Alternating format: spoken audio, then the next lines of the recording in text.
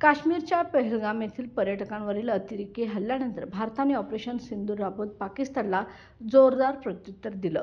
भारतीय सैन्य दलाने केलेल्या या कामगिरीचा सन्मान आज कोल्हापुरात शिवसेनेच्या वतीने करण्यात आला।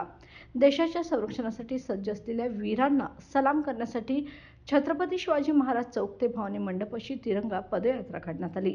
आमदार राजेश क्षीरसागर यांच्या नेतृत्वात ही पदयात्रा निघाली। त्याच्या वेळी झालेल्या फाळणीनंतर सातत्यानं हिंदू धर्मवासियांना विविध मार्गाने त्रास देणाऱ्या पाकिस्तानचा सर्वप्रथम मी या ठिकाणी निषेध करतो। या ठिकाणी अनेक वेळा पाकिस्तानच्या सहकार्याने या देशामध्ये बॉम्ब हल्ले झाले, सिरियल बॉम्ब ब्लास्ट झाले, अनेक वेळा अनेक हल्ले आपण या ठिकाणी सहन केले। यामध्ये भारतातील सर्व धर्म म्हणजे हिंदू असतील, मुस्लिम असतील, शीख असतील, ईसाई असतील, या चारही धर्माच्या किंवा विविध जाती धर्माच्या नागरिकांना सातत्यानं या पाकिस्तानच्या माऱ्याला बळी पडायला झालेला आहे। गेले अनेक दिवस आपण पाहतो काश्मीर अशांत करण्याचं काम पाकिस्तानच्या मदतीने त्या ठिकाणी सुरू आहे। आणि त्यातून कहर म्हणजे गेल्या काही दिवसापूर्वी पहलगाममध्ये भारतीय महिलेचा सिंदूर पुसण्याचं काम या ठिकाणी त्या नालायक अतिरेक्यांनी केलं। ही सहन न होण्यासारखी गोष्ट होती आणि म्हणून या भारताचे आपले पंतप्रधान, हिंदुस्थानचे पंतप्रधान सन्माननीय नरेंद्रभाई मोदी यांच्या नेतृत्वाखाली पाकिस्तानच्या अतिरेक्यांना या ठिकाणी योग्य धडा शिकवण्याचं काम भारतीय सैन्य दलाने केलेलं आहे।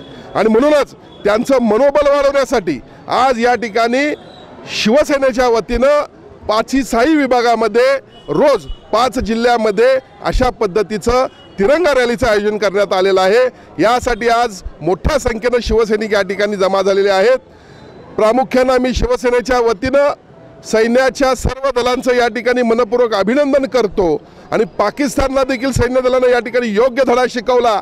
पुढच्या काळामध्ये अशा पद्धतीनं पाकिस्तानने जर काही हालचाली केल्या तर निश्चितपणे त्या ठिकाणी बाउंड्रीवर पाकिस्तानचे हाल केल्याशिवाय सैन्य स्वस्थ बसणार नाही, अशी मी या ठिकाणी पाकिस्तानला इशारा देतो। शिवसैनिक जर गरज पडली तर या ठिकाणी सीमेवर जाऊन देखील लढायला तयार आहेत। इथून पुढच्या काळामध्ये अतिरेक्यांचं बिलकुल खपवून घेणार नाही, अशा प्रकारे इशारा मी त्यांना देतोय। यावेळी जिल्हा प्रमुख सुजित चव्हाण, किशोर घाटगे, पवित्रा रांगणेकर यांच्यासह शिवसेनेचे पदाधिकारी कार्यकर्ते उपस्थित होते।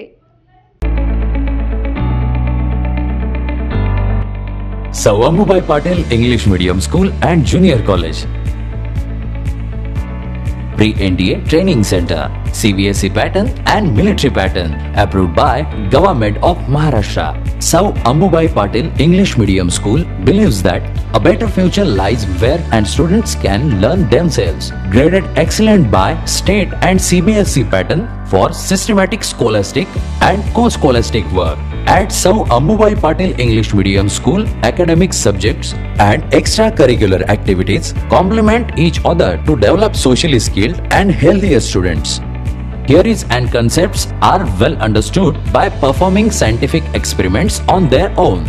At Sou Ambubai Patil English Medium School, we encourage students to think independently and develop their own skills.